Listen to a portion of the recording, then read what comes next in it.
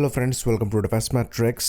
तो एक रिपोर्ट निकलकर सामने आ रही है जहां पर बांग्लादेश ने एक लेटर ऑफ इंटेंट साइन किया है इटालियन लियोनार्डो ग्रुप के साथ, जिसके अंतर्गत लियोनार्डो द्वारा बांग्लादेश एयरफोर्स के लिए यूरोफाइटर टाइफून सप्लाई किए जाएंगे।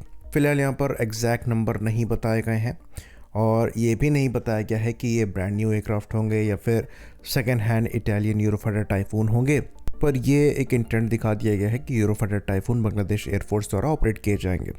और अगर ये प्लेटफॉर्म इनके द्वारा सर्विस में इंडक्ट किए जाते हैं तो ये इनके सबसे ज़्यादा कैपेबल एयरक्राफ्ट होंगे। फिलहाल ये MiG-29 ऑपरेट करते हैं जो कि इनके सबसे ज़्यादा कैपेबल एयरक्राफ्ट है, लेकिन अभी भी वो अपग्रेडेड नहीं है, पुराने स्टैंडर्ड्स के हैं और जो modern air to air combat है उसमें सस्टेन नहीं कराए जा सकते। इसलिए बांग्लादेश एयरफोर्स सुपीरियर प्लेटफॉर्म्स को देख रही है। तो ये चीज़ काफ़ी समय से निकलकर सामने आ रही थी कि बांग्लादेश एयरफोर्स यूरोफाइटर टाइफून ले सकती है। जब शेख हसीना PM थी तब भी इस चीज़ को लेकर चर्चा हो रही थी, लेकिन चीज़ें कंक्रीट नहीं हो पाई। अभी भी यहाँ पर लेटर ऑफ इंटेंट ही साइन किया गया है, कोई डील साइन नहीं करी गई है। इंटरेस्टिंगली यहाँ पर ये इटली के साथ किया गया है, जो कि यूरोफाइटर टाइफून प्रोग्राम में एक मेंबर कंट्री है। तो यूरोफाइटर टाइफून बहुत एक्सपेंसिव एयरक्राफ्ट है और बांग्लादेश एयरफोर्स इन प्लेटफॉर्म की तरफ आगे बढ़ रही है। ये काफ़ी इंटरेस्टिंग है। बाकी ये बात भी हम यहाँ पर ऐड ज़रूर करना चाहेंगे कि जो इटालियन एयरफोर्स है ये फिलहाल ट्रांश 1 के यूरोफाइटर टाइफून्स को ऑपरेट कर रही हैं, जिनको ये रिप्लेस करने का प्लान कर रहे हैं लेटेस्ट ट्रांश 4 से। तो अच्छे खासे चांसेस एग्जिस्ट करते हैं कि ये जो ट्रांश 1 के टाइफून्स हो सकता है यही बांग्लादेश एयरफोर्स को लो कॉस्ट में दे दिए जाएं। तो अगर ये ट्रांश 1 के यूरोफाइटर टाइफून को ऑपरेट करते भी हैं तो ऐसा बिल्कुल नहीं होगा कि ये कैपेबल नहीं होंगे।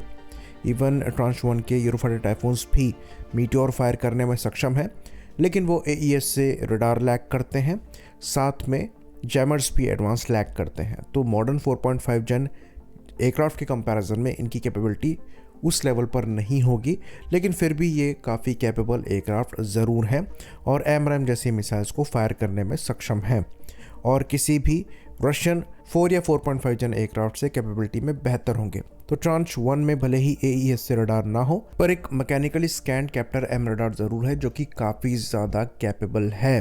साथ में जो air to surface weapon package है यूरोफाइटर टाइफून का, वो भी काफ़ी ज़्यादा कैपेबल है, जिसमें ये गाइडेड मिसाइल्स फायर कर सकते हैं, स्टॉर्म शैडो जैसी क्रूज मिसाइल फायर कर सकते हैं और ब्रिमस्टोन जैसी मिसाइल्स फायर कर सकते हैं, जो कि अगेन प्रिसीजन गाइडेड वेपन है। साथ में ये मीटियोर मिसाइल भी कैरी कर सकते हैं। तो ये भी काफ़ी कैपेबल यूरोफाइटर टाइफून होंगे और इवन हमारे एग्जिस्टिंग मैक्सिमम प्लेटफॉर्म से ज़्यादा कैपेबल होंगे।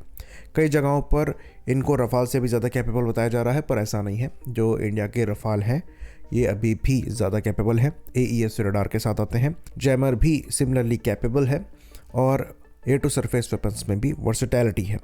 ये बात ज़रूर है कि एयर टू एयर पैकेज में जो AMRAAM मिसाइल यूरोफाइटर टाइफून के साथ ऐड हो जाती है वो मीका मिसाइल पर एक कैपेबिलिटी एज प्रोवाइड कराती है, क्योंकि वहाँ पर आपको ज़्यादा बड़ी इंगेजमेंट रेंज मिल जाती है।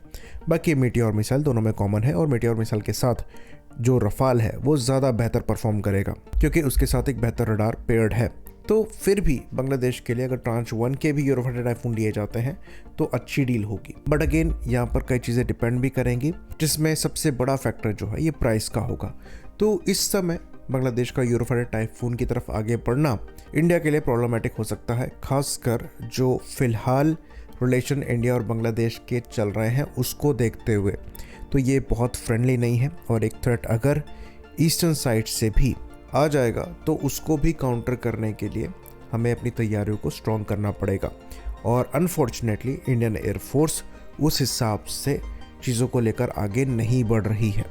अभी रफाल एडिशनल प्रिक्योर करने की बात चल रही है पर कोई कंक्रीट प्रोग्रेस नहीं दिखाई दे रही है। बाकी जो प्रिक्योरमेंट हमने करे भी हैं, जिसमें तेजस मार्क 1 का प्रिक्योरमेंट है, उसके अंतर्गत एयरक्राफ्ट ही हमें नहीं मिल रहे हैं। तो इंडिया के अगेंस्ट में जो थ्रेट है वो बढ़ता चला जा रहा है, पहले पाकिस्तान की साइड से, फिर चाइना की साइड से और अब बांग्लादेश की साइड से। वहीं पर इसके काउंटर में हमारी एयरफोर्स जो है वो प्रोग्रेस नहीं कर पा रही है जिस हिसाब से होनी चाहिए। हम एयर डिफेंस पर ज़्यादा स्पेंड कर रहे हैं, लेकिन हमें एयरक्राफ्ट पर भी उतना ही स्पेंड करना है। होपफुली ये जो इमर्जिंग थ्रेट है इसको भी समझा जाए और हम अपनी तैयारियों को मजबूत करें, इवन बांग्लादेश के अगेंस्ट भी। आई होप इन्फॉर्मेशन यहाँ पर क्लियर रही हो। इसी बात पर इस वीडियो को हम ख़त्म करेंगे। लाइक करिए, सब्सक्राइब करिए। जय हिंद।